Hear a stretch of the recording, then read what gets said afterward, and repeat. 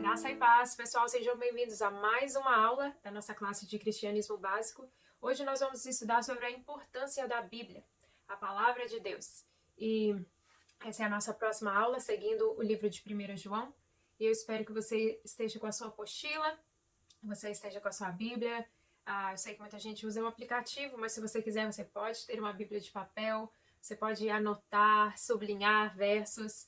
E a palavra de Deus é essencial, o estudo da palavra de Deus é essencial para o crescimento do nosso relacionamento com Cristo, para o seu crescimento como um servo do Senhor. Nós lembramos do que Jesus disse lá quando ele foi tentado, em Mateus capítulo 4, nem só de pão viverá o homem, mas de toda a palavra que procede da boca de Deus. Então, temos esse livro maravilhoso nas nossas mãos, temos na nossa língua em português, tem para quem prefere inglês, e nós somos muito abençoados por ter acesso a tudo isso em um livro só, nas Escrituras Sagradas, onde nós podemos consultar, estudar, conferir e permitir que o Espírito Santo nos edifique através da sua própria palavra, né? Uma coisa que é muito importante quando você estudar, sentar para fazer a sua devocional, não importa quantas mensagens você assiste, é muito importante para o cristão ter o seu tempo de estudo. Então, sempre antes de você ler um livro, ler um capítulo na palavra do Senhor, você orar, pedir ao Espírito Santo, ministra no meu coração, abra o meu entendimento, fala comigo, porque muitas vezes nós precisamos realmente da presença do Espírito Santo para nos mostrar o que aquele texto quer dizer, o que aquele texto quer falar para nós. Então, a primeira coisa que eu quero pensar junto com vocês é por quê? Por que estudar a Bíblia? A gente acha que a Bíblia foi escrita há tanto tempo atrás, está ultrapassada, hoje são novos tempos, novas gerações, mas nós sabemos que o Senhor disse na sua palavra, passará os céus e a terra, mas as minhas palavras não hão de passar. Então, por que pegar esse livro? Por que estudar a palavra de Deus? Então, eu gostaria de ler com vocês em Hebreus capítulo 4, verso 12. Vocês podem ver que eu gosto de ter uma Bíblia de papel, e aqui em casa tem Bíblia em português, tem Bíblia em inglês. Eu uso o aplicativo, mas no meu tempo devocional eu gosto de realmente estudar as escrituras assim, da forma antiga. Hebreus 4:12 diz o seguinte, é um texto que eu memorizei, criança, adolescente, na escola dominical, é um bom texto para você memorizar também. Diz o seguinte, pois a palavra de Deus é viva e eficaz, e mais afiada que qualquer espada de 2 gumes.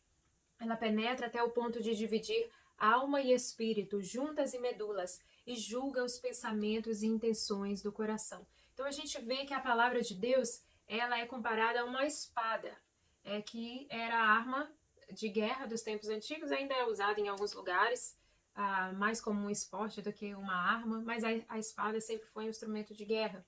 E Paulo também se refere com a palavra de Deus comparando a uma espada, em Efésios capítulo 6, mas aqui o autor de Hebreus diz que ela é viva e eficaz. Um organismo vivo, ele está sempre trazendo frutos, está brotando coisa nova. E não sei se você já teve essa experiência, mas eu sempre tenho essa experiência. Eu já li a Bíblia toda algumas vezes. Parece que, às vezes, uma passagem que a gente tem tanto costume de ler, ou já conhece há tanto tempo, traz aquela nova vida. Poxa, eu nunca pensei nesses termos. Nossa, isso daqui falou algo novo ao meu coração. E assim é a palavra de Deus. Ela é viva, ela é eficaz. E mais afiada que qualquer espada de 2 gumes. Então a gente conhece essa espada como uma espada que corta dos 2 lados, né?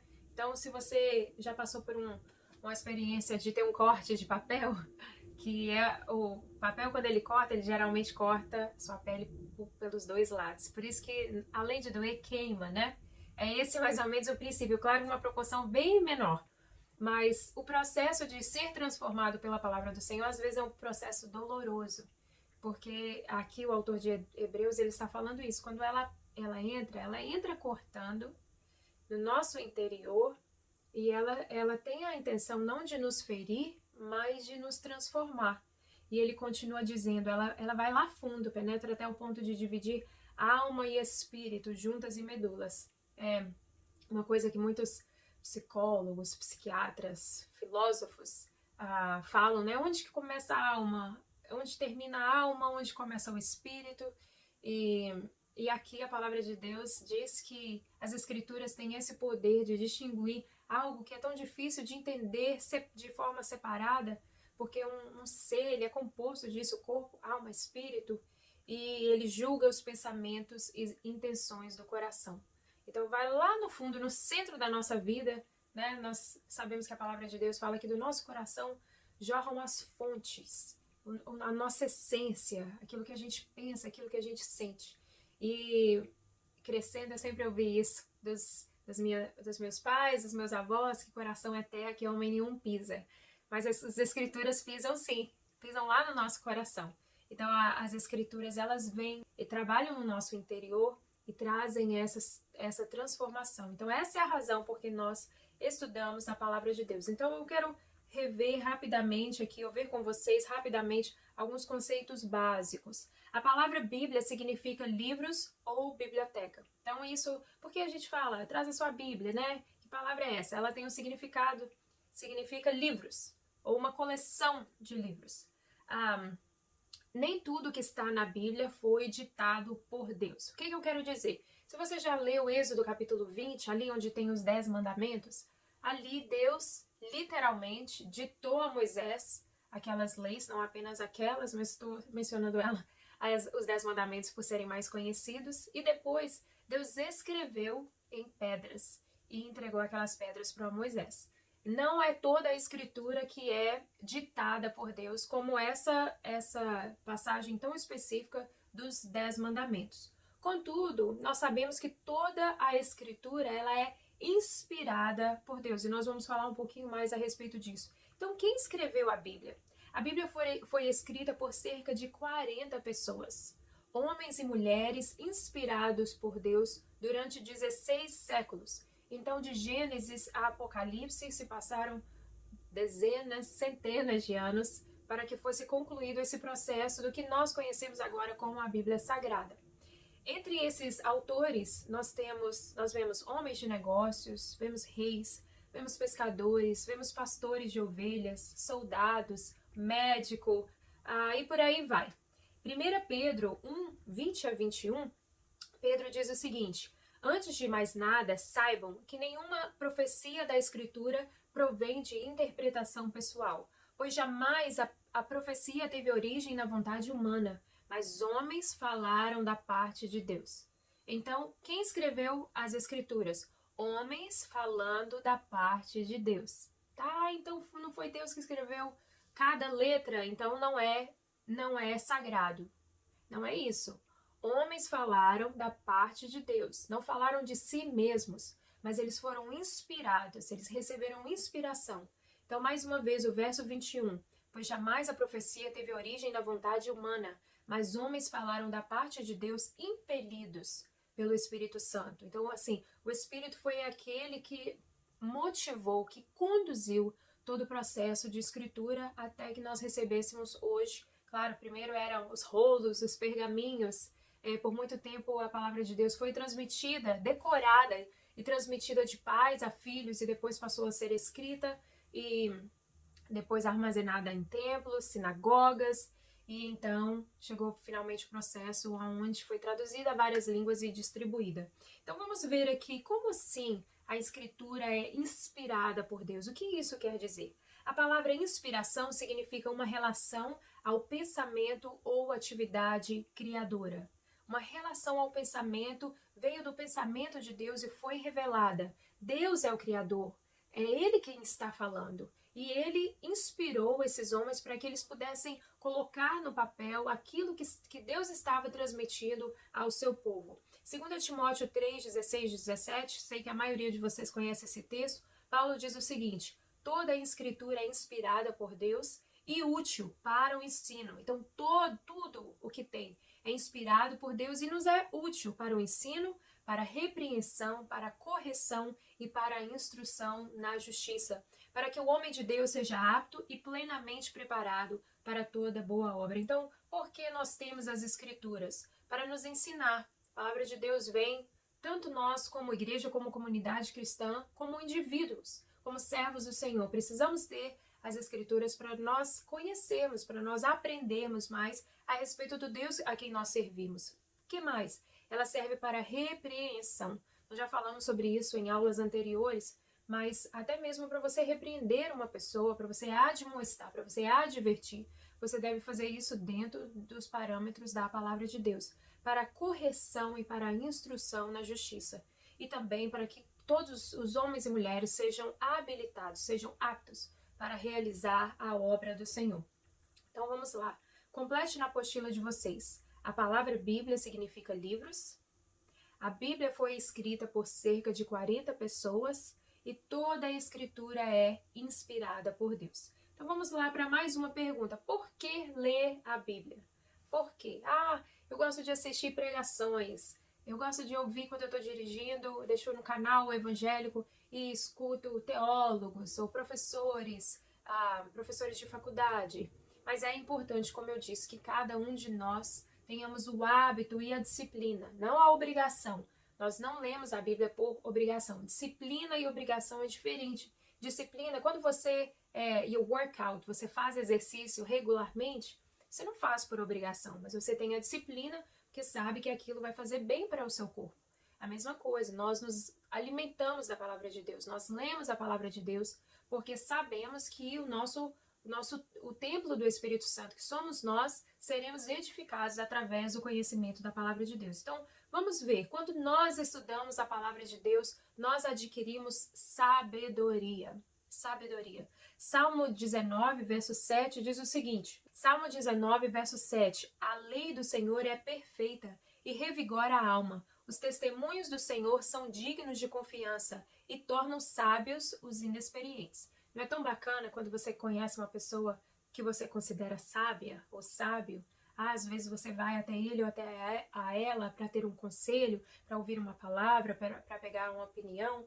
Então, é o desejo do Senhor que você se torne um homem sábio, uma mulher sábia, um adolescente sábio, um jovem sábio, através da palavra do Senhor. A palavra de Deus tem essa característica de nos ensinar, nos fazer crescer e nos dar sabedoria. O que mais? Nós lemos a palavra do Senhor porque ela nos dá alegria. Ainda neste Salmo 19, no próximo verso, diz o seguinte, os preceitos do Senhor são justos e dão alegria ao coração. Os mandamentos do Senhor são límpidos e trazem luz aos olhos. Então, olha, a palavra do Senhor, a gente conhece o Salmo 119, que diz que lâmpada para os meus pés é a tua palavra e luz para os meus caminhos. E aqui o salmista, no Salmo 19, está dizendo que essa ideia de iluminar os seus olhos é de fazer você enxergar, entender, ter discernimento, nós já falamos sobre isso anteriormente, entender as coisas que às vezes antes eram obscuras, eram complicadas, e agora a gente pode tomar boas decisões, nós podemos escolher o caminho a que nós devemos andar, iluminados pela palavra de Deus, e ela também nos dá alegria. E eu não digo apenas aquela alegria, aquela euforia que a gente tem às vezes, vai saindo o inverno e de repente tem um dia de verão e a gente fica alegre, animado, mas a alegria é essa constância, esse gozo, essa é a melhor palavra para mim falar. Independente da situação que nós estamos vivendo, não é algo simplesmente que é exterior, mas é algo que vem lava o nosso interior e muitas vezes atinge mesmo até o nosso exterior. Às vezes estamos passando por uma dificuldade, um problema, mas ainda assim nós temos a alegria do Senhor pela sua palavra, pela sua esperança, pelo seu conforto. Realmente as palavras do Senhor são vida para a nossa alma. Então, por isso nós lemos, por isso nós estudamos. Outra coisa que a palavra de Deus nos diz, como eu acabei de mencionar, é esperança. Nesses dias, quem não precisa de ter um pouco mais de esperança? Colossenses capítulo 1, versos 5 a 6 diz o seguinte, por causa da esperança que lhes está reservada nos céus, a respeito da qual vocês ouviram por meio do quê? Da palavra da verdade, que é o Evangelho, que chegou até vocês. Por todo o mundo, este Evangelho vai frutificando e crescendo, como também ocorre entre vocês, desde o dia em que o ouviram e entenderam a graça de Deus em toda a sua verdade. Olha que coisa maravilhosa. Nós recebemos a esperança que está reservada para a gente aonde? Nos céus. Nós sabemos que a nossa vida aqui é passageira. E nós, claro, queremos viver aqui nesse mundo em plenitude, trilhando os caminhos do Senhor. Mas quando nós passamos por momentos difíceis, a palavra de Deus nos lembra, olha, não desista, caiu no meio do caminho, se levante, porque a vida aqui, ela é difícil, mas existe algo que te espera, existe uma recompensa, existe uma esperança. Então, todas essas coisas nós aprendemos quando nós recebemos, quando nós nos dedicamos ao estudo e à leitura da palavra do Senhor.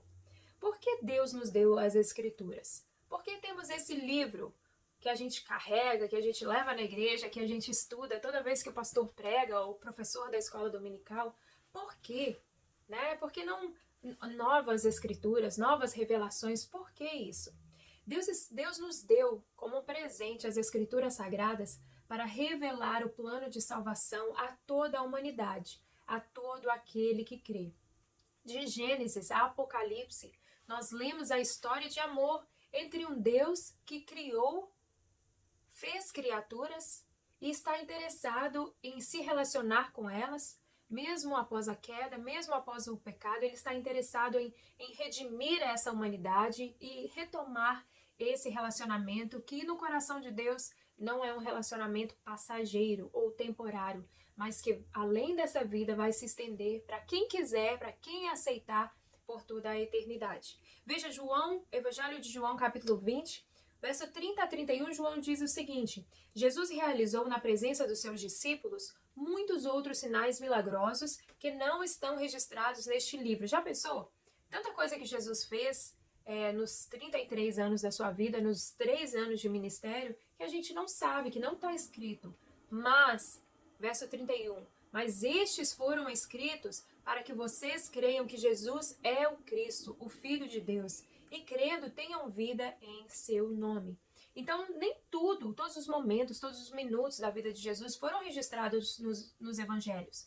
Mas tudo que foi registrado com um propósito. Que propósito é esse? Dar oportunidade ao homem, a mim e a você, de crer que Jesus é o Filho de Deus e crendo que a gente tenha vida em seu nome.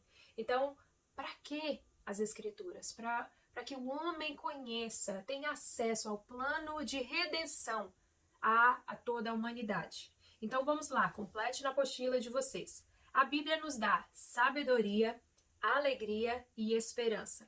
E complete também, o propósito de Deus em seu livro é revelar o plano de salvação a todos os homens. Vamos lá, se você tem a sua Bíblia de papel, eu gostaria que você abrisse comigo nas primeiras páginas, ali no índice, para a gente conhecer um pouquinho da divisão da Bíblia. Dá uma olhadinha, fica aí com essa parte aberta, eu vou estar projetando para vocês acompanharem, mas olha na Bíblia, de preferência na Bíblia de papel, que não seja na Bíblia no aplicativo. Olha só, a Bíblia é composta por 66 livros. Quando nós somos pequenos, nós aprendemos, eu pelo menos aprendi a musiquinha das Escrituras para a gente aprender a decorar todos os livros da Palavra de Deus. Para na hora que o pastor falar, abra aí no livro de Jonas, aí você mentalmente canta a musiquinha e aí você sabe aonde você está. Então você vai simplesmente no índice e você olha onde está o livro de Jonas, vai estar lá o número da página para você achar. Então, 66 livros. E ela é dividida em duas partes, Antigo ou Velho Testamento e Novo Testamento. Por que essa palavra testamento? Por que nós usamos isso? Um testamento é um documento oficial que deve ser passado ou lido para a próxima geração, vinda de um antepassado ou um progenitor, como um pai, como um avô, como uma avó, e após a sua morte é passada àquela geração, a próxima geração, para que os seus entes queridos conheçam os seus desejos e a sua divisão de bens. Então, nós sabemos que Deus não está morto, mas usamos essa palavra testamento porque os estudiosos reconhecem a veracidade e a importância das Escrituras na vida de alguém que teme a Deus. Então, Deus deixou isso e nós falamos sobre Velho Testamento e Novo Testamento como um documento deixado por Deus aos seus filhos, àqueles a quem Deus ama, que Ele quer compartilhar a sua vontade, os seus princípios, os seus valores, e tudo isso nós recebemos através da palavra de Deus. Então, o Antigo ou Velho Testamento é composto pelos primeiros 39 livros e foram escritos originalmente em hebraico. O Antigo Testamento narra a história do homem desde a criação até os relatos dos profetas. Também encontramos ali a história do povo de Deus, o nascimento da nação de Israel, né? Quando Abraão, Isaac, Jacó, e ali Jacó tem um encontro com Deus e Deus muda o seu nome de Jacó para Israel. E vemos toda a história do povo de Israel nas Escrituras, no Velho Testamento. Vemos a história dos reis e muitas profecias, muitas delas falando a respeito da vinda do Messias, o Salvador. Então, nós temos de Gênesis a Malaquias todos os acontecimentos que precedem o nascimento de Jesus. E a gente sabe, em algumas Bíblias mais antigas, nós temos páginas em branco entre o Velho Testamento e o Novo Testamento que representam 400 anos onde Deus não falou através de profetas e 400 anos, então seriam 400 anos em silêncio. Em algumas Bíblias antigas você vê uma página, 4 páginas em branco entre o Velho e o Novo Testamento, e o Novo Testamento começa com o nascimento de Jesus. Mas vamos ver aqui a divisão do Velho Testamento, e eu espero que você esteja seguindo isso no índice da sua Bíblia. Então, primeiro nós temos o Pentateuco, que são dos livros de Gênesis a Deuteronômio. Gênesis, Êxodo, Levítico, Números, Deuteronômio. É conhecido pelos judeus como Torá ou os escritos de Moisés. Então, são os 5 primeiros livros da Bíblia. Depois nós temos os históricos, de Josué ao livro de Esther. Temos os poéticos, de Jó ao livro de Cantares, de Salomão. Temos os profetas maiores, de Isaías a Daniel. E aqui eu quero ressaltar que não são profetas maiores, porque eram mais importantes, mas porque são escritos mais longos, tá? São livros compostos de mais conteúdo e por isso são chamados de profetas maiores. E depois temos profetas menores, de Oséias a Malaquias, mais uma vez são livros curtos, mensagens entregues a profetas de Deus, mas são livros mais curtinhos e por isso não são de menos importância, mas são chamados de profetas menores por terem uma extensão mais curta do seu conteúdo. Tá? Então complete em sua apostila, o Antigo Testamento narra a história do povo de Israel. E o Antigo Testamento se trata de fatos acontecidos antes do nascimento de Jesus. Espero que você esteja comigo até aí. Se tiver alguma dúvida, anota para depois perguntar para Carla, tá? Para mandar para mim. E aí vamos entrar no Novo Testamento. O Novo Testamento é composto de 27 livros e cartas e foram escritos originalmente em grego e algumas partes em aramaico ou hebraico. Os primeiros 4 livros são chamados de evangelhos. Então nós temos Mateus, Marcos, Lucas e João, que são os evangelhos, e descrevem o nascimento, a vida, ministério, milagres, parábolas, ensinamentos, morte e ressurreição de Jesus. Então todos esses livros contam a história de Jesus, alguns contam histórias que outros não contam, mas nós vemos um composto ali sobre a vida de Jesus desde o nascimento até a sua morte e ressurreição. O livro de Atos registra a história da igreja primitiva, ou seja, os acontecimentos e eventos dos apóstolos após Jesus ser levado aos céus. E daí nós temos 21 epístolas ou cartas que tratam da doutrina da igreja, ou seja, ensinamentos dados por alguns apóstolos, alguns escritores, sendo Paulo o autor da maioria das 21 cartas ou epístolas, e o objetivo disso era dar aos leitores, principalmente aos leitores de origem gentia, ok? Que não eram, ou seja, não judeus, a nova forma de viver, uma vez que aceitaram a mensagem de salvação através de Jesus. Nós vemos também leitores, temos a audiência no Novo Testamento de judeus convertidos e o combate ao apego à lei, coisas que Jesus queria que eles fossem libertos, e também o combate a falsas doutrinas. Se você lê o Novo Testamento, você vai ver, até no comecinho de Apocalipse, na carta às 7 igrejas, que em todo o tempo da história sempre se levantou alguém para falar, para trazer doutrinas que não eram doutrinas verdadeiras. E a gente vê isso até hoje, né, pessoal? Essa é a importância da gente conhecer as Escrituras, a gente ter discernimento. O que vem de Deus? O que não vem? O que está arraigado na palavra de Deus? O que está meio torto, está fora? Então, para isso, nós precisamos conhecer os mestres, que realmente são verdadeiros mestres, que ensinam. Toda pessoa que ensina é chamada pelas Escrituras de mestres.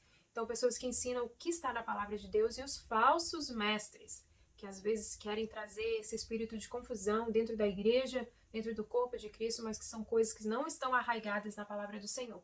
Finalmente, nós temos o Apocalipse, o livro final das Escrituras, que foi uma revelação dada a João na ilha de Patmos sobre os acontecimentos finais da história da humanidade. Escatologia é uma das coisas que eu mais amo ensinar. Eu sempre estou mencionando o livro de Apocalipse. Não é algo que ninguém deve ter medo de estudar. Apocalipse tem uma linguagem muito simbólica, mas nós, mais do que nunca, precisamos entender o que o Senhor está falando, o que nós precisamos saber, por que nós devemos conhecer os acontecimentos finais antes de que venha um novo céu e uma nova terra. Então, complete na apostila de vocês. Os 4 primeiros livros do Novo Testamento são chamados de evangelhos. O livro de Atos registra a primeira história do cristianismo. E as 21 epístolas ou cartas tratam da doutrina da igreja. Tá bom? Então aqui está a divisão do Novo Testamento, principalmente se você está acompanhando aí no seu índice, naquelas primeiras páginas da Bíblia. Nós temos evangelhos, mais uma vez como eu já falei, de Mateus a João. Temos os livros históricos, que no caso aqui no Novo Testamento é o livro de Atos, Atos dos Apóstolos. Temos as cartas paulinas, de Romanos a Filemon, que foram cartas escritas por Paulo.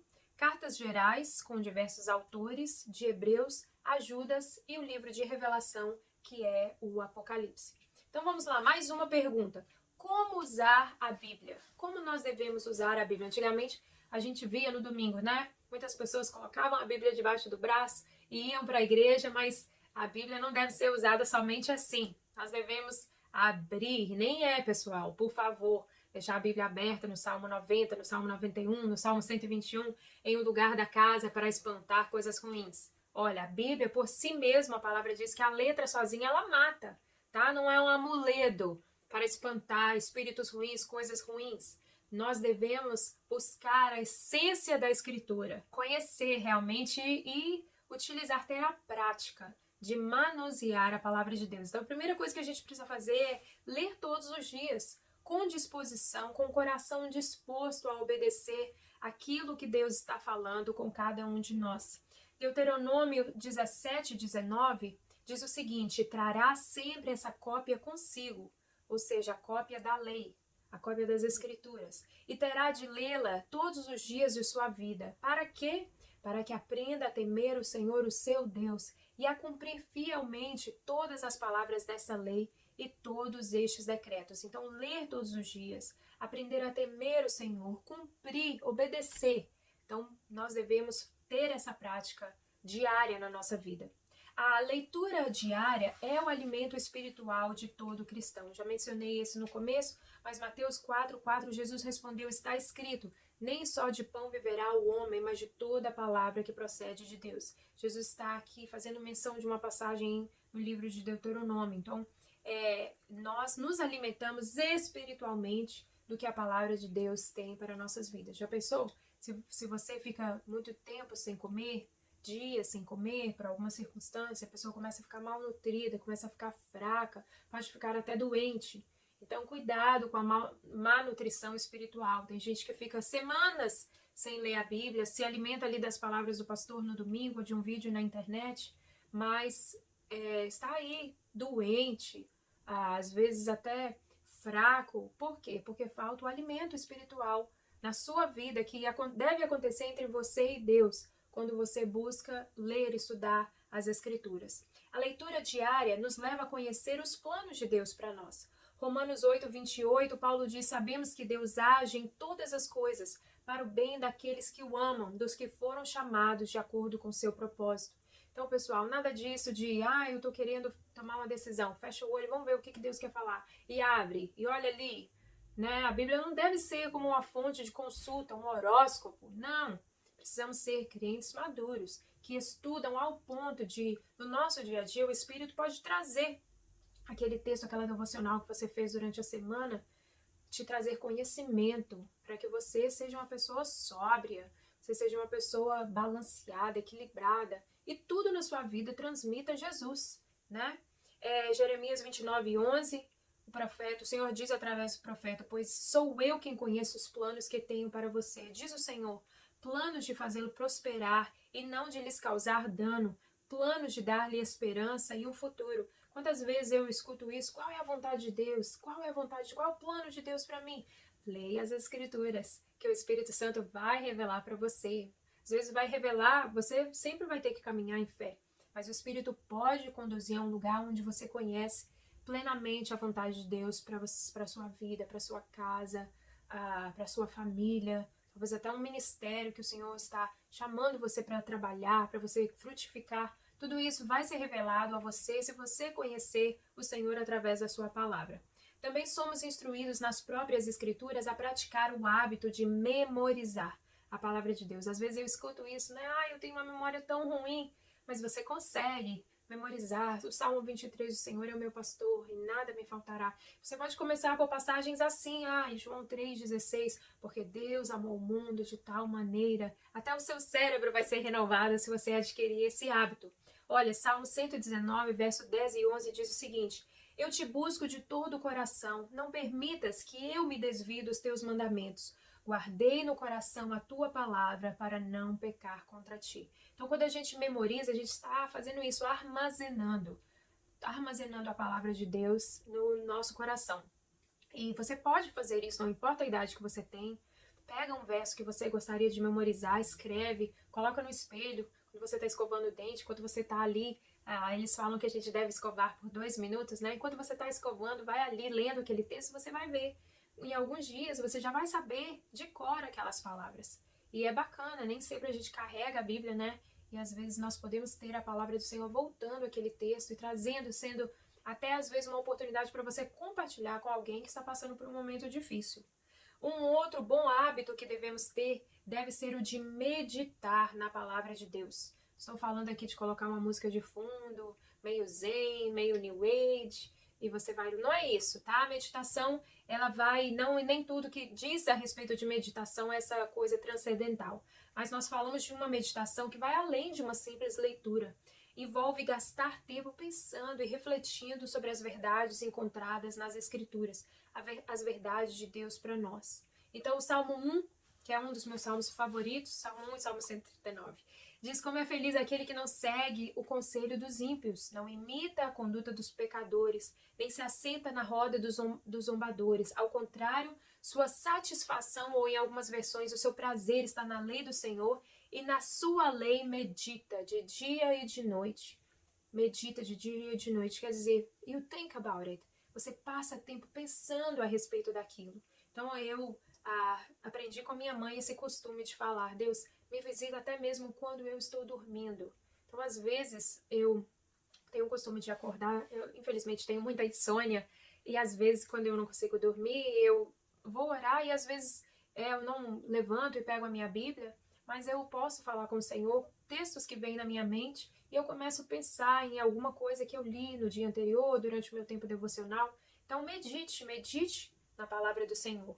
Podemos ter como referencial na nossa vida os crentes de Bereia. Eles eram pessoas convertidas que tinham o costume de examinar as Escrituras para conferir se realmente estavam recebendo uma doutrina de acordo com a palavra de Deus. A história dos bereanos está em Atos, capítulo 17. Eu vou ler apenas o verso 11, que diz que os bereanos eram mais nobres do que os tessalonicenses, pois receberam a mensagem com grande interesse, examinando todos os dias as Escrituras para ver se tudo era assim mesmo.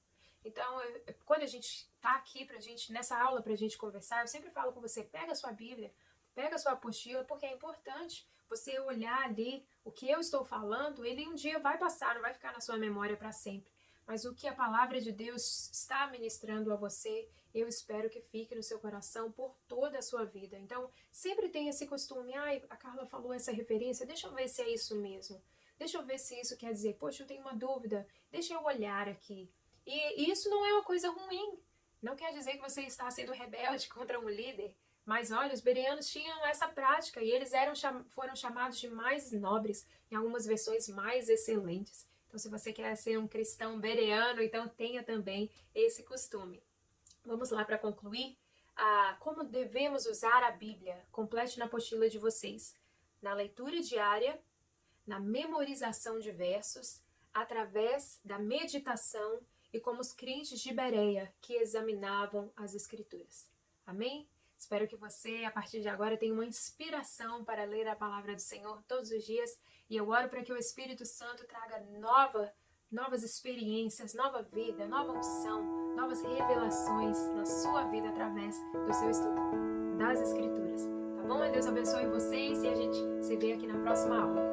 Compartilhe nosso culto online com um amigo e não se esqueça de se inscrever no nosso canal do YouTube, Família IP Boston Unidos no Senhor.